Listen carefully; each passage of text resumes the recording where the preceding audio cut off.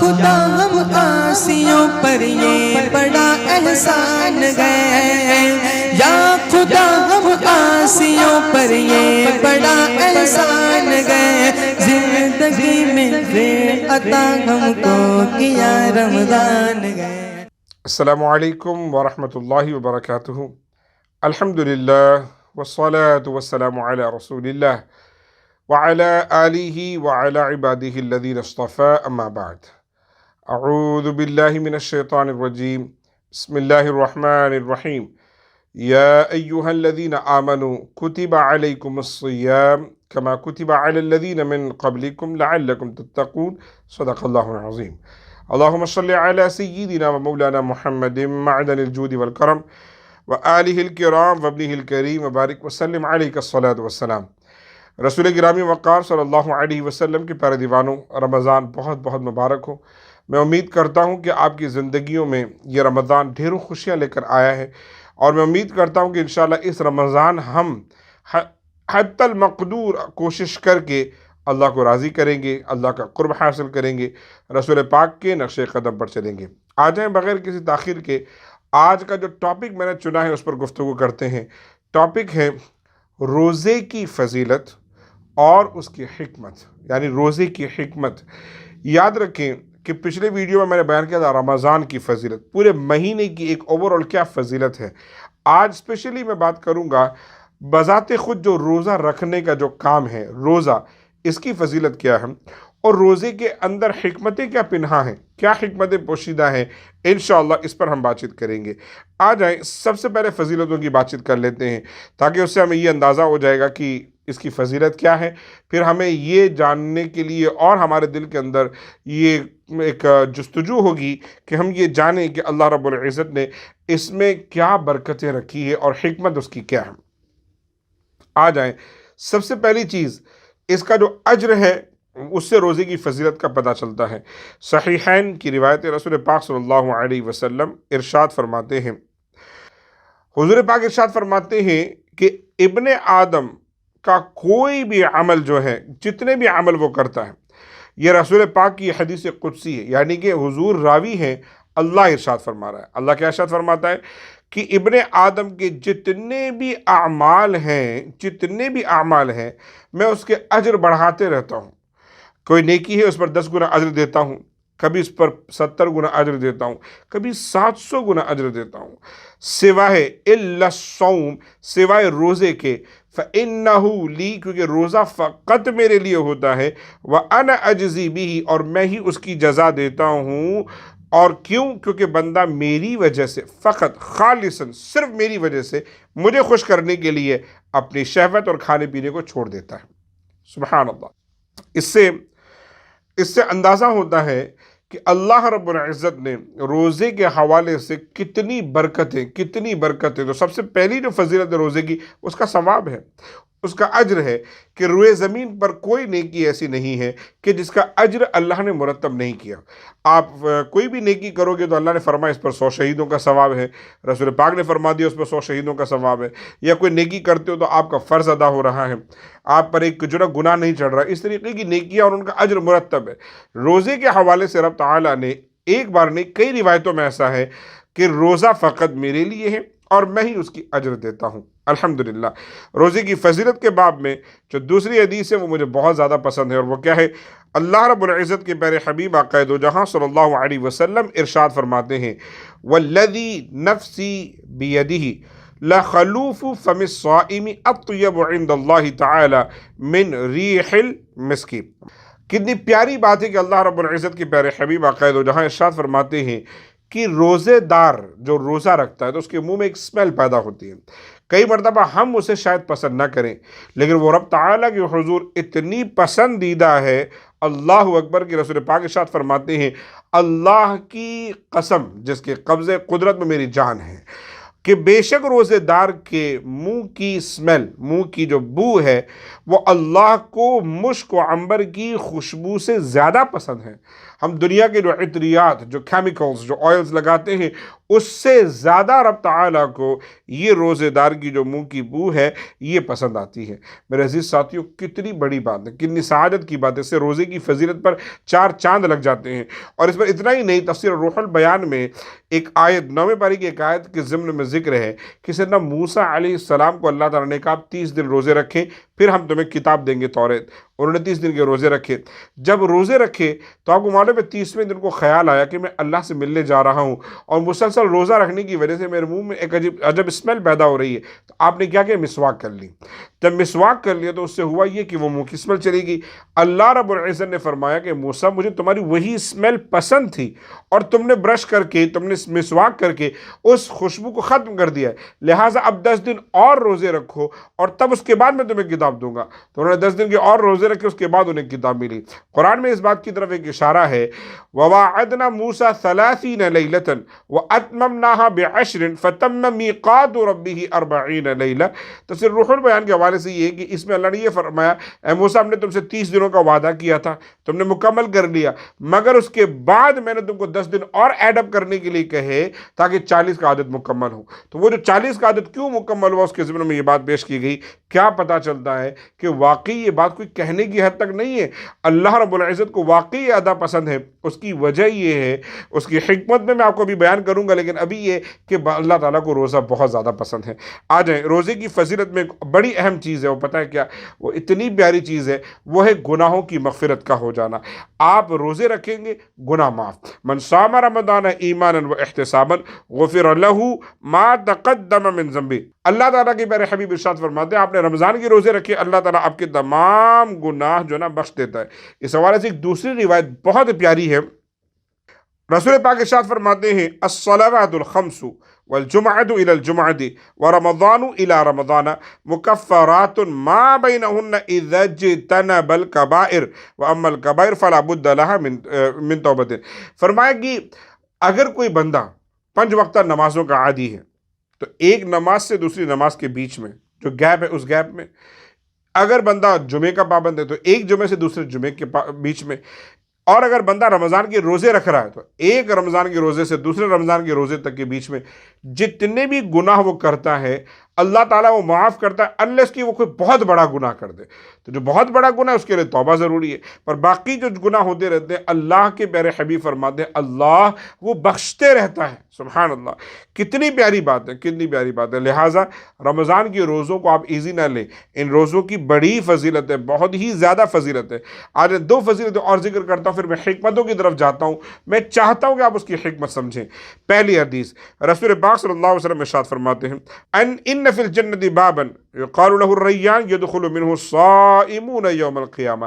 جنت کا ایک دروازہ جس کا نام ہے باب الریان، ریان نام ہے، اور اس سے فقط روزے دار ہی داخل ہوتے ہیں۔ لا يدخل منه احد غیرهم، روزے دار کے علاوہ کوئی داخل نہیں ہوگا، اور ندا لگائی جا رہی ہوگی، صدا لگائی جا رہی ہوگی، این الصائمون، کہاں ہے روزے دار کہ وہ آئیں، کہاں ہے روزے دار کہ وہ آئیں، انہیں داخل کیا جائے اس سے کسی اور کو داخل۔ فَإِذَا دَخَلُوا أُغْلِقَ، اگر جب روزے دار اسے داخل ہو جائیں گے تو وہ دروازے بند کر دیے جائیں گے، کسی اور کو داخل کیا بھی نہیں جائے گا۔ سبحان اللہ، یہ روزے کی فضیلت۔ اور جو دوسری روایت میں آپ کے سامنے پیش کرنا جا رہا ہوں وہ ہے الصیام جنۃ، روزہ ڈھال ہے۔ روزہ ڈھال ہے، کس چیز کے لیے ڈھال ہے؟ روزہ ڈھال ہے گناہ کی، روزہ ڈھال ہے جہنم کی، روزہ ڈھال ہے بے حیائی کی، ہر وہ چیز جو آپ کو لے جا سکتی ہے گناہوں کی طرف۔ اللہ رب العزت کے پیارے حبیب آقا دو جہاں صلی اللہ علیہ وسلم فرماتے ہیں کہ روزہ دراصل ڈھال ہے۔ اب آئیں بات کرتے ہیں روزے کی حکمتیں کیا ہیں۔ میرے عزیز ساتھیوں، بہت ضروری ہے کہ ہم حکمتیں سمجھیں، حکمت سمجھو گے تو روزہ رکھنے میں مزہ آئے گا۔ تو میرے اعتبار سے اور جو میں نے مطالعہ کیا میں اس کے اعتبار سے آپ کو کچھ باتیں بتا سکتا ہوں۔ روزے کی حکمت سب سے پہلے تو اللہ نے خود بیان کی ہے، کتب علیکم الصیام کما کتب علی الذین من قبلکم لعلکم تتقون۔ آپ کو پتہ ہی ہے سورہ بقرہ کی آیت ہے، اے ایمان والو روزے تم پر فرض کیے گئے ہیں، کیوں؟ تاکہ آپ متقی ہو جائیں۔ آیت کا آخری ٹکڑا تاکہ آپ متقی ہو جائیں۔ تقوی کا حصول روزے کا سب سے بڑا مقصد ہے۔ کہ بندہ متقی ہو جائے. اور وہ ہوگا کیسے؟ جب آپ یہ سمجھو گے کہ روزہ رکھنا کیسے. اگر آپ کے ذہن میں فقط یہ ہے کہ میں دن بھر کھانے پینے اور اپنی بیوی کے ساتھ ازدواجی رشتہ قائم کرنے سے بچ جاؤں گا روزہ مکمل ہو جائے گا، نہیں، absolutely not, absolutely wrong conception یہ ہمارے دماغ میں. صحیح چیز یہ ہے کہ روزہ دراصل صرف پیٹ کا اور شرمگاہ کا نہیں ہونا چاہیے. روزہ اس جسم کے ایک ایک وجود کا، ایک ایک آرگن کا ہونا چاہیے. ہماری آنکھ بھی روزہ رکھے، کوئی برائی نہ دیکھے، نہ ٹک ٹاک دیکھے، نہ انسٹاگرام دیکھے، نہ کوئی بے حیائی کی چیز دیکھے، نہ ڈانسنگ دیکھے، نہ کسی جو ہے نا غیر محرم خاتون کو دیکھے. نمبر 2، کان بھی روزہ رکھیں، کوئی بھی غیبت جھوٹ نہ سنے، کبر کا ورڈ نہ سنے، کوئی گانا میوزک نہ سنے، مووی کے الفاظ نہ سنے. اسی طریقے سے ہماری یہ زبان، یہ بھی روزہ رکھے، نہ گنگنائے، نہ گائے، نہ گالی دے، نہ لعنت کرے، نہ جھوٹ بولے، نہ غیبت کرے، نہ چغلی کرے، نہ بہتان درازی کرے، نہ فخری الفاظ کہے، نہ تکبر کے الفاظ کہے، نہ کسی کا دل دکھائے، نہ دل آزاری کرے. ان تمام چیزوں کا جب یہ زبان روزہ رکھے گی، یہ جسم جب روزہ رکھے گا، تب جا کر یہ روزے سے تقوی کا حصول ہوگا. یہ روزے کی حکمت ہے. اور دلیل دے دیتا ہوں، رسول پاک ارشاد فرماتے ہیں من لم يدع قول الزور والعمل به فليس لله حاجة في ان يدع طعامه وشرابه. حضور ارشاد فرما رہے ہیں کہ اگر کوئی بندہ اس کا روزہ اس سے بری بات کہنے سے، غلط بات کہنے سے نہیں روک رہا ہے، تو پھر اسے کوئی ضرورت نہیں ہے کہ وہ بھوکا پیاسا رہے. نہیں، no need for him to be hungry and thirsty. No, not at all.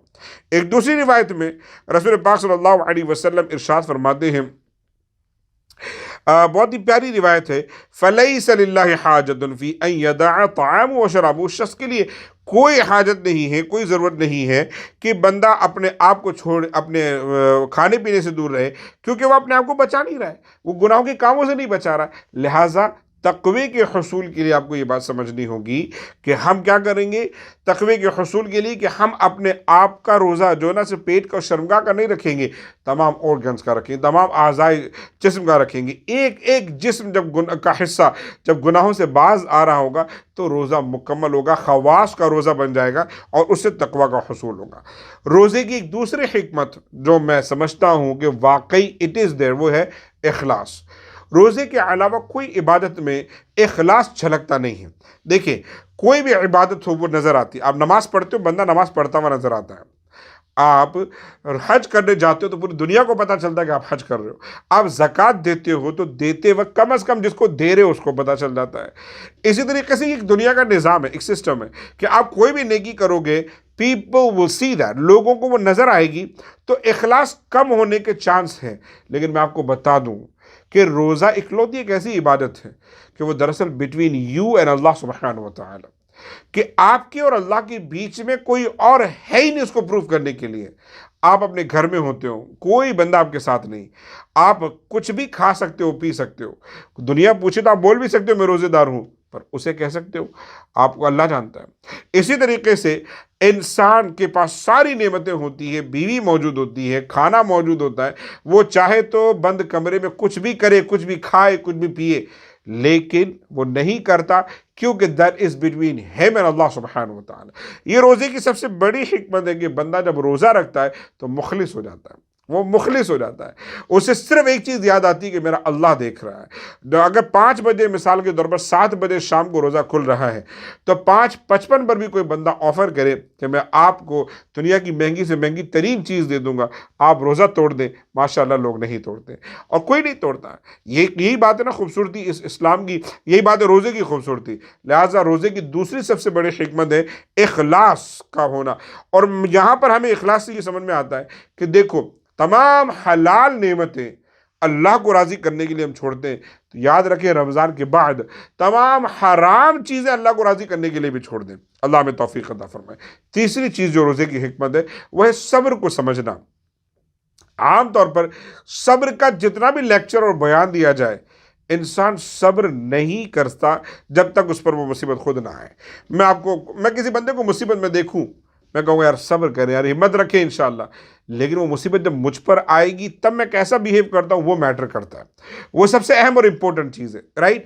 اسی طریقے سے صبر دراصل ہمیں روزے سے سیکھنے کو ملتا ہے کہ تمام نعمتیں سامنے کے ہونے کے باوجود انسان صبر کرتا ہے، اور یہ اللہ رب العزت کی رضا کے لیے کرتا ہے۔ آج خاص طور پر کبھی روزہ سخت جا رہا ہے، کبھی کوئی اور مسئلہ ہے، صبر کرتا ہے۔ کچھ لوگوں کو اسپیشل ایڈکشن ہوتی ہے، مثال جو لوگ اسموک کرتے ہیں، سگریٹ پیتے ہیں، آپ کو معلوم ہے کہ کھانے سے زیادہ طلب اس چیز کی ہوتی ہے، پر دن بھر انہیں احساس ہی نہیں ہوتا روزہ رکھنے کی وجہ سے، ہے نا؟ یہ صبر ہے، یہ اللہ رب العزت کی رضا کے لیے ہے۔ لہٰذا ہم جب اس طریقے سے صبر کرتے ہیں تو اللہ رب العزت ہمیں صبر کی توفیق دیتا ہے۔ اس سے ہم غریبوں کا غم سمجھ پاتے ہیں، ان کی بھوک کو سمجھ پاتے ہیں، ان کی تکلیف کو سمجھ پاتے ہیں، اور کبھی کوئی نعمت اللہ کی رضا سے، اللہ کے آزمائش پہ ڈالنے کی وجہ سے ہمیں نہیں ملتی، ہم صبر کر سکتے ہیں۔ اللہ تعالی ہم سب کو روزے کی حکمتوں کو سمجھنے کی توفیق عطا فرمائے، اس کے ذریعے تقوی حاصل کرنے کی توفیق عطا فرمائے، صبر کو اپنی زندگی میں لازم پکڑنے کی توفیق عطا فرمائے، اخلاص پیدا فرمائے، اور جتنی فضیلتیں ہم نے سیکھی روزے کی، اللہ وہ تمام فضیلتیں، وہ برکتیں ہمیں عطا فرمائے۔ آخر میں خصوصی طور پر گزارش کروں گا کہ ہم اور آپ کو سب کو مل کر اس بات کی کوشش کرنی ہے کہ ہم رمضان کے روزے کی پوری برکتیں حاصل کریں گے، صرف شرمگاہ کا اور پیٹ کا روزہ نہیں رکھیں گے، بلکہ آنکھ کا، کان کا، زبان کا، ہاتھ کا، پیر کا، سوچ کا انشاءاللہ اتنا پیارا روزہ رکھیں گے انشاءاللہ، تاکہ اللہ تعالیٰ اس کے ذریعے میں تقوی دے، اخلاص دے، صبر دے۔ آمین یا رب العالمین۔ نمازوں کی پابندی کریں، روزہ ضرور رکھیں، اور صحابہ کرام اہل بیت اطہار کی تعظیم کریں۔ السلام علیکم ورحمۃ اللہ وبرکاتہ۔